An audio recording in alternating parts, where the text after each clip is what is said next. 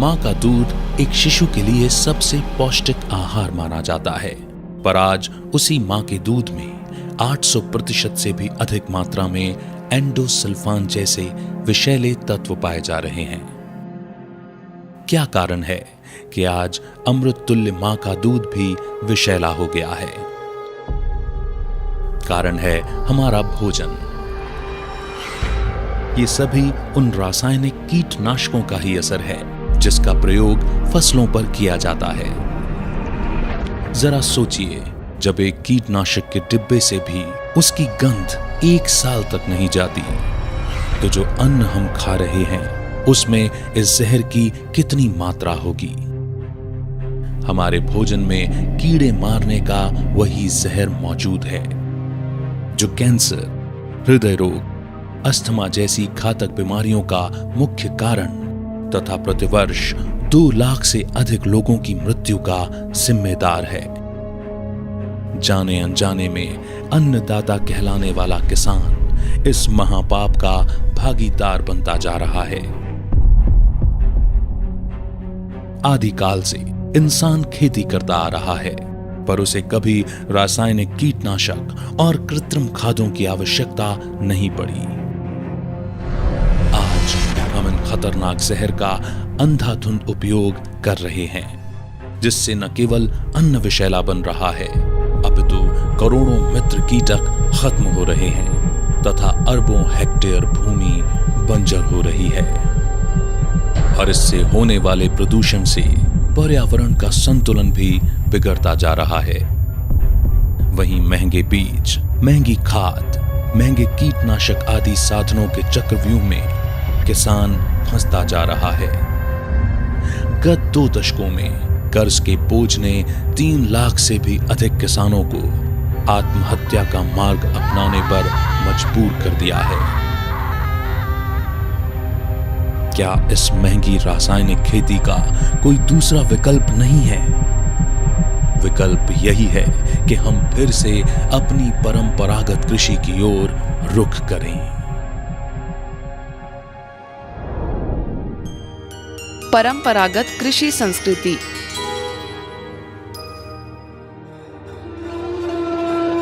भारत ऋषि और कृषि परंपरा का देश है। हमारा गौरवशाली इतिहास इस बात का प्रमाण है कि कृषि को सदा से ही एक विशेष स्थान दिया गया है। शायद इसीलिए हमारे अधिकांश त्योहार जैसे मकर संक्रांति, होली, दिवाली, बैसाखी, ओणम, पोंगल आदि कृषि से संबंध रखते हैं। हमारे पूर्वज समय और मर्यादा का ध्यान रखते हुए फसलों को उगाते थे। हमारी कृषि संस्कृति में किसान प्रकृति के साथ सामंजस्य बनाकर तथा 5 तत्वों के प्रति श्रेष्ठ भावना रखकर खेती करता था। किसान धरती मां को नमन कर खेत में प्रवेश करता था और भूमि, बीज, हल सभी को पूजा कर उपयोग में लेता था। हवन कर प्रकृति के 5 तत्वों को शुद्ध बनाता था। इससे किसान के अंदर निहित परोपकार, प्रेम, पवित्रता जैसे जीवन मूल्यों का सीधा असर उसके द्वारा उगाए गए अन्न में देखने को मिलता था। इस कृषि पद्धति में लागत ना के बराबर थी। वे अपने ही संसाधन जैसे गाय का गोबर, गोमूत्र, जीव पदार्थों एवं जैविक उर्वरकों का प्रयोग कर सेंद्रिय कर्ब बनाए रखते थे। घर का बीज ही उपयोग में लिया जाता था। विविध प्रकार के उत्तम किस्मों के बीज से उत्तम पैदावार होती थी। पंछियों का आवाहन करके कीट प्रबंधन किया जाता था। साथ ही मेड़ों पर विभिन्न वृक्ष लगाकर सूक्ष्म पर्यावरण को बनाए रखता था। इन सब के साथ वे मिश्रित खेती में नव धान्य उगाते थे तथा फसल चक्र अपनाते थे।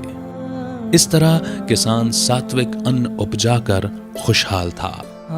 अब फिर से हमें इन परंपरागत पद्धतियों पर लौटना होगा। इसमें ही किसान, पर्यावरण और हम सभी मनुष्यों का कल्याण समाया हुआ है।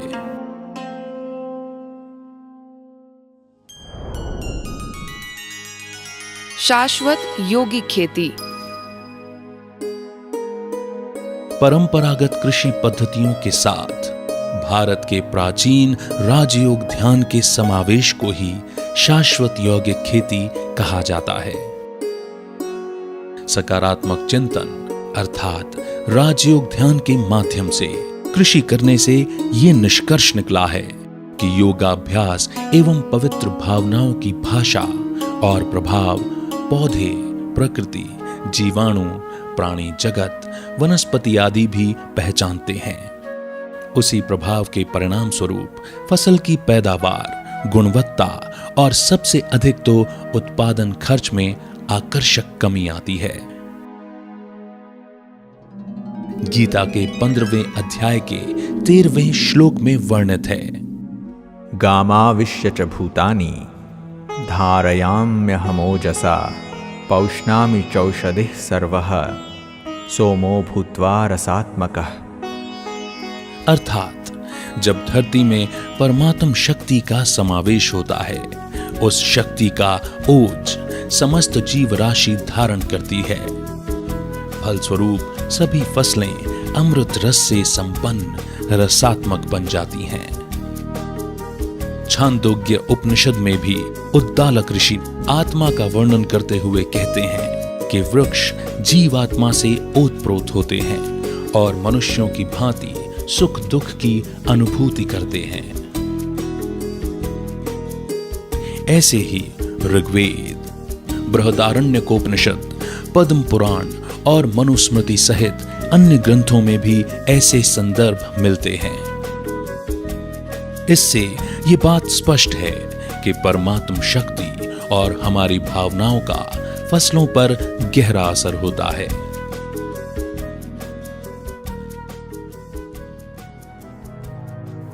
सारा संसार एक विशेष ऊर्जा के माध्यम से चलायमान है, जिसे हम प्राण ऊर्जा या कॉस्मिक एनर्जी कहते हैं। ये ही वो परमात्म ऊर्जा है जिससे सभी जीव जंतुओं, वनस्पति आदि में जीवन का संचार होता है। राजयोग एक सरल ध्यान साधना है जिसके माध्यम से हम परम शक्ति के स्रोत परमात्मा से इस प्राण ऊर्जा को स्वयं में संचित कर सकते हैं तथा प्रकृति को प्रदान कर सकते हैं। हमारे संकल्पों का प्रकृति पर गहरा असर होता है। इसे कई वैज्ञानिकों ने भी प्रमाणित किया है। प्रसिद्ध मनोचिकित्सक यूरी गेलर ने अपने एक प्रदर्शन में मूली के बीज को हथेली पर रखकर मात्र संकल्प शक्ति से अंकुरित कर दिखाया था, जबकि उसी बीज को खेत में अंकुरित करने के लिए कुछ दिन का समय लगता है।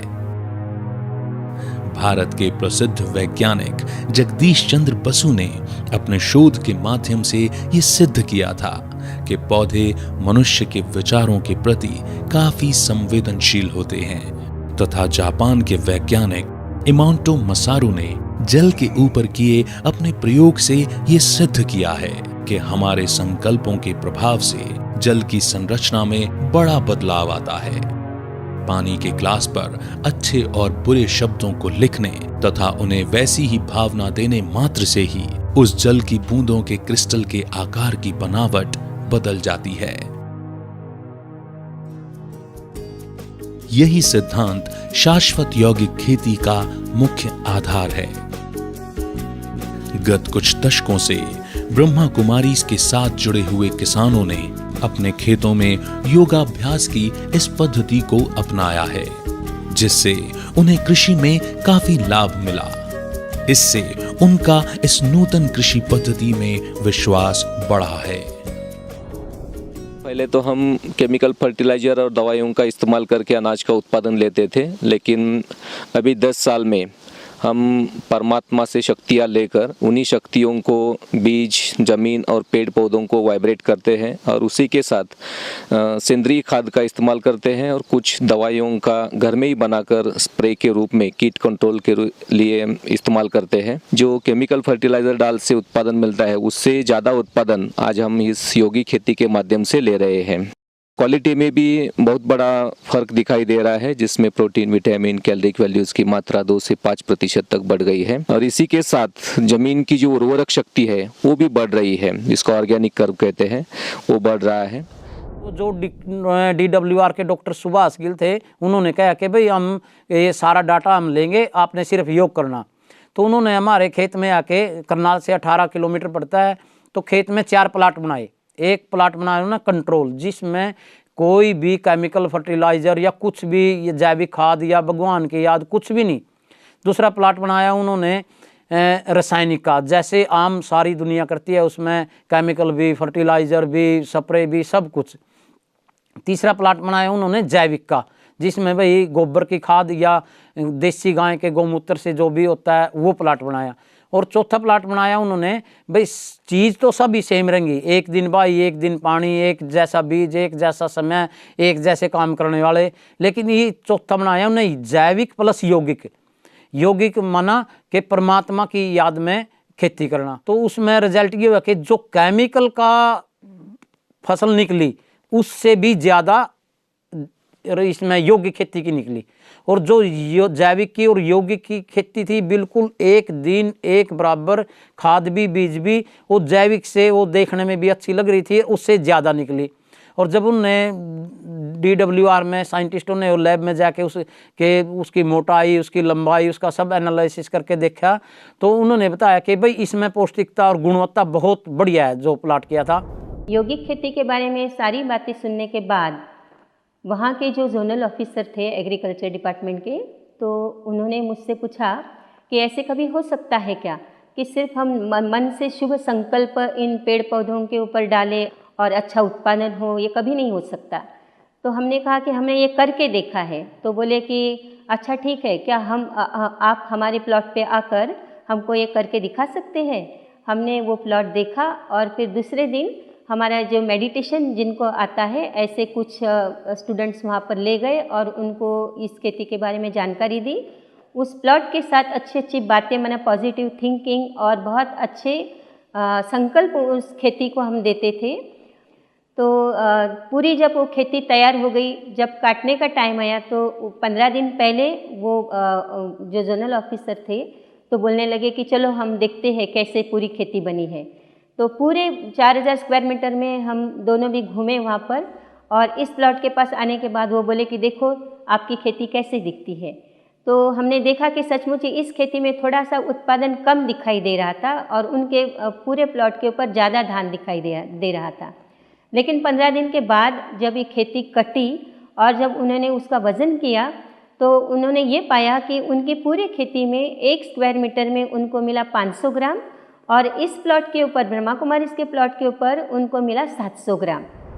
अप्रैल के आखिर महीने हफ्ते के अंदर हमने बीज को संस्कारित करके 2 एकड़ के अंदर ये प्रयोग शुरू किया। तब से लेकर अभी तक हमने कोई भी कीटनाशक इसमें स्प्रे नहीं किया और संपूर्ण तरीके से जो है ना हम इसका ETL लेवल चेक करते रहे, जो कि आज तक भी क्रॉस नहीं हुआ। वाइट फ्लाई, जैसिड्स और थ्रिप्स सब चीज़ बिल्कुल कंट्रोल में है और संपूर्ण तरीके से जो है ना हमारा खेती का ये प्रयोग सफल हो रहा है। आज तरह तरह के डिपार्टमेंट के लोग भी हमारे पास आते हैं। सभी साइंटिस्ट ने यहाँ पे विज़िट किया और सभी ने ये देखा कि ये पेस्टिसाइड के बिना भी खेती संपूर्ण रूप से संभव है। हॉर्टिकल्चर डिपार्टमेंट से डॉक्टर पवन कुमार यहाँ आए और उन्होंने काफ़ी खुशी जाहिर करी कि बेनिफिशियल इंसेक्ट को कैसे हमने सहेजा हुआ है और किस तरह से जो है ना नेचुरल इकोसिस्टम में कॉटन की फसल कितनी बेहतर तरीके से की जा सकती है। सभी के व्यूज़ बहुत पॉजिटिव थे। CICR से डॉक्टर ऋषि शर्मा का नित्य यहाँ आना जाना लगा रहता है और उनका यही कहना है कि किसान आज भ्रम में है कि पेस्टिसाइड के बिना खेती नहीं हो सकती, परंतु ये इस प्रयोग ने ये सिद्ध कर दिया कि बिना पेस्टिसाइड के खेती बहुत अच्छे तरीके से संभव है।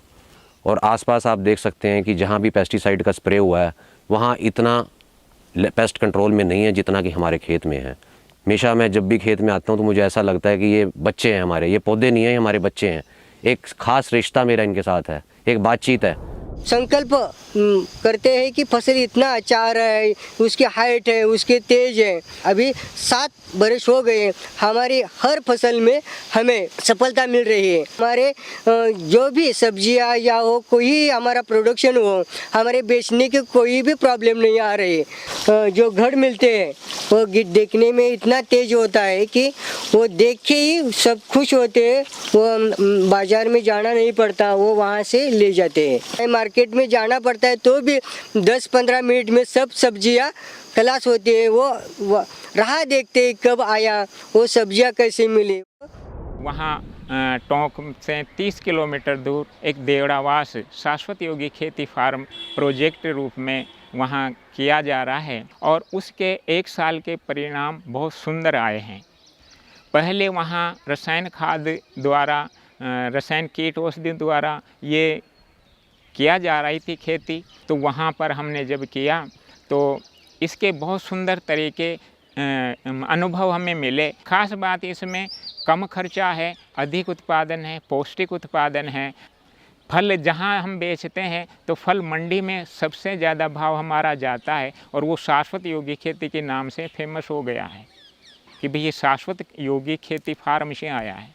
जैसे यहाँ बगीचा है फलों का, तो वो गत साल उनका जो उत्पादन था खर्चा निकालने के बाद में वो 15,000 का था, लेकिन इस साल जब हमने इस विधि से, इस युक्ति से और संकल्प की शक्ति द्वारा उसको खेत को तैयार किया, फल उत्पादन उसका रहा 1,82,000 का। और पूरी खेती में एकदम परिवर्तन आया और उसका प्रॉफिट जब लगा, जब फसलें आती थी, ना इतना दवाई का, ना कोई खाद का। हमने एक बार तरबूज लगाया तो तरबूज हमने 5 एकड़ में किया। 5 एकड़ में तरबूज का पिछले 2014 में उसका जब हमने खेत पर फसल पे लगाया 5 एकड़ में, जब उसमें फल आया तो फल इतना बढ़िया, इतना स्वादिष्ट फल लगा और बड़े बड़े साइज के। हमने सीड जो लगाया था, कंपनी वाले ने बोला कि इसका जो लार्ज साइज होगा वो 4 किलो का होगा तरबूज का, वाटरमेलन का। लेकिन जब अपने वो खेत से जब निकला तो हाईएस्ट साइज था 15 किलो का तरबूज। जो प्लांटेशन हमने यहाँ शुरू किया तो प्लांटेशन करने के 20-25 दिन के बाद इन केलों के जड़ों में रुई और हुंडी नामक कीड़ों का प्रादुर्भाव शुरू हुआ। कुछ पौधे मरने शुरू हो गए। जो देखने के लिए आते थे उनका कहना था कि इस तरह से योग में ये केले नहीं आएंगे, आपका प्रयोग कितना सफल होगा ये मालूम नहीं लगता, तो इससे अच्छा है यहाँ पर जो रासायनिक केमिकल थिनिक नामक एक जहरीला जो औषध है उसको अप्लाई करो। लेकिन हमें यकीन नहीं आया, तो उसके बजाय, उसको सप्लाई करने के बजाय हमने प्रतिदिन योग का प्रयोग शुरू किया। सुबह 1 घंटा, दोपहर 1 घंटा और शाम को 1 घंटा। कुछ दिनों के बाद वो सब कीड़े गायब होते गए। किसी प्रकार का रासायनिक प्रयोग नहीं किया और आज हम यहाँ पर देख रहे हैं इतनी अच्छी तरीके से ये फसल उगी है। उसका प्रयोग लगता है कि राजयोग का ही है। शाश्वत योगी खेती विज्ञान की कसौटी पर। इस अनोखी पद्धति को विज्ञान की कसौटी पर प्रमाणित करने हेतु कई कृषि विश्वविद्यालयों और अनुसंधान केंद्रों में शोध किए जा चुके हैं, जिसके सकारात्मक परिणाम सामने आए हैं। सर्वप्रथम महाराष्ट्र के कोल्हापुर जिले के किसान कुमार पवार द्वारा उगाए गए टमाटरों की तुलनात्मक जांच national agriculture and food analysis and research institute द्वारा की गई, जिसमें रासायनिक पद्धति से उगाए टमाटरों से शाश्वत यौगिक खेती के टमाटरों में प्रोटीन, कार्बोहाइड्रेट, विटामिन सी और कैलोरी की मात्रा अधिक पाई गई, वहीं फैट की मात्रा में कमी देखी गई। साथ ही प्रति एकड़ लागत, फसल की उपज और मुनाफा देखा जाए तो भी शाश्वत यौगिक खेती किफायती और फायदेमंद साबित हुई। करनाल स्थित डायरेक्टरेट ऑफ व्हीट रिसर्च के प्रमुख वैज्ञानिक डॉक्टर सुभाष गिल द्वारा गेहूं और चावल की खेती में शाश्वत यौगिक खेती का प्रयोग 2011-12 से स्थानीय किसान ज्ञान सिंह जी के खेत में किया जा रहा है उन्होंने पाया कि इससे न केवल उत्पादन बेहतर हो रहा है, बल्कि एक स्वस्थ, शुद्ध और टिकाऊ वातावरण भी बन रहा है। गुजरात के सरदार कृषि नगर दांतीवाड़ा कृषि विश्वविद्यालय ने पाया कि शाश्वत यौगिक खेती से बीजों के अंकुरण में 7% की वृद्धि हुई तथा मूंगफली में आयरन और जिंक की और गेहूं में जिंक और कॉपर की मात्रा में वृद्धि पाई गई। साथ ही शाश्वत यौगिक खेती वाले प्लॉट की भूमि में सूक्ष्म जीवों की सक्रियता अधिक पाई गई।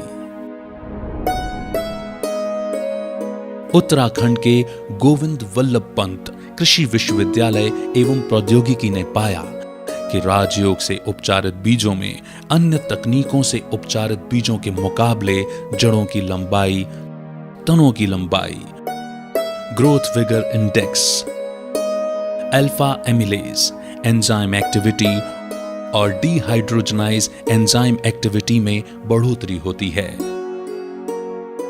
इनके अलावा महाराष्ट्र के परभनी स्थित मराठवाड़ा कृषि विद्यापीठ, महाराष्ट्र के अमरावती स्थित श्री शिवाजी कृषि विद्यापीठ, राजस्थान के टोंक स्थित वनस्थली कृषि विज्ञान केंद्र तथा अन्य संस्थाओं ने भी विभिन्न प्रयोगों से इस बात को प्रमाणित किया है कि रासायनिक कृषि के मुकाबले शाश्वत यौगिक खेती कई पहलुओं में अधिक कारगर और लाभकारी है।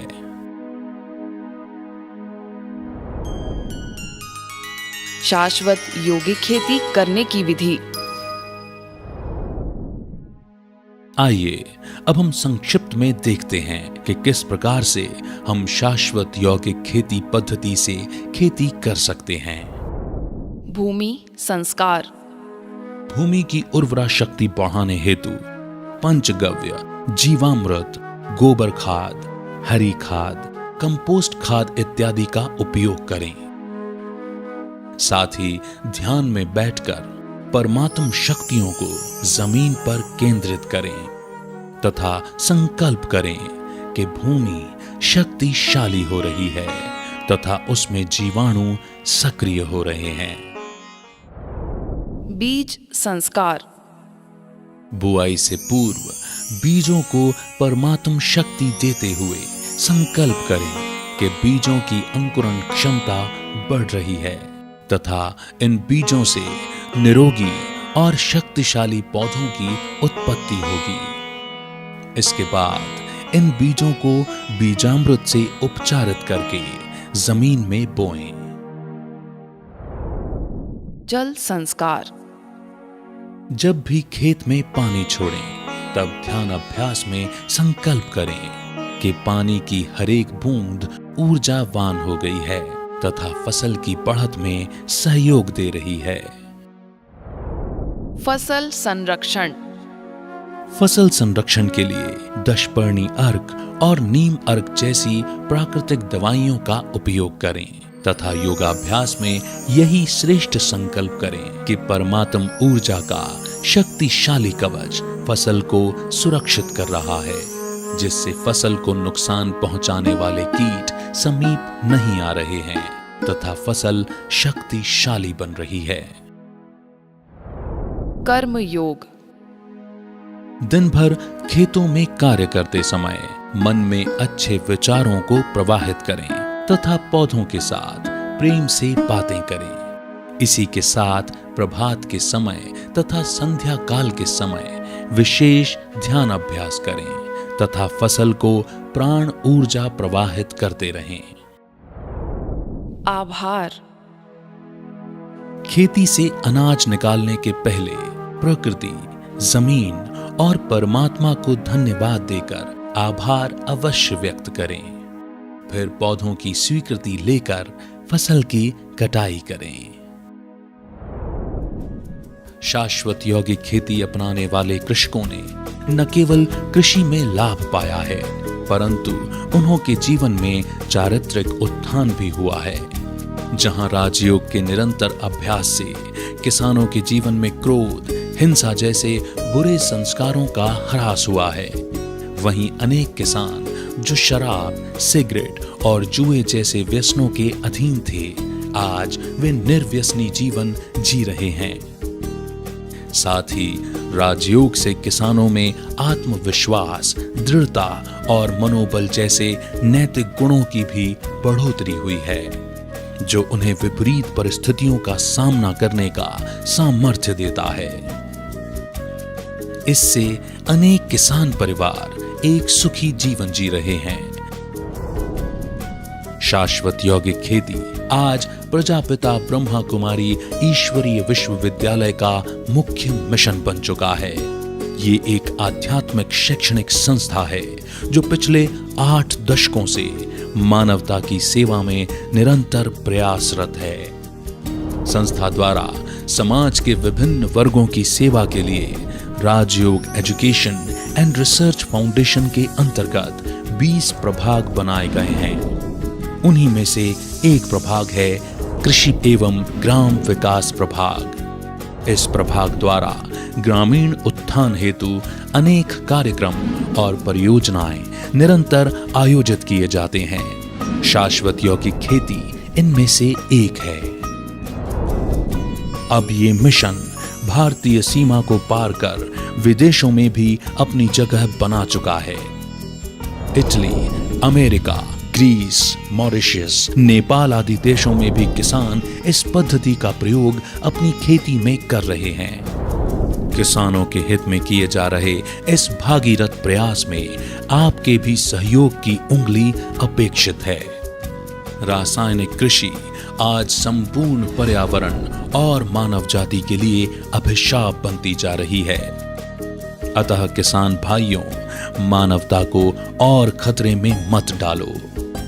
आओ हम इन विषैले रसायनों से धरती को मुक्त करें, शाश्वत यौगिक खेती को अपनाएं और सात्विक अन्न उगाएं। शाश्वत यौगिक खेती को कोई भी किसान आसानी से कर सकता है। राजयोग ब्रह्मा कुमारीज के प्रत्येक सेवा केंद्रों पर निःशुल्क सिखाया जाता है।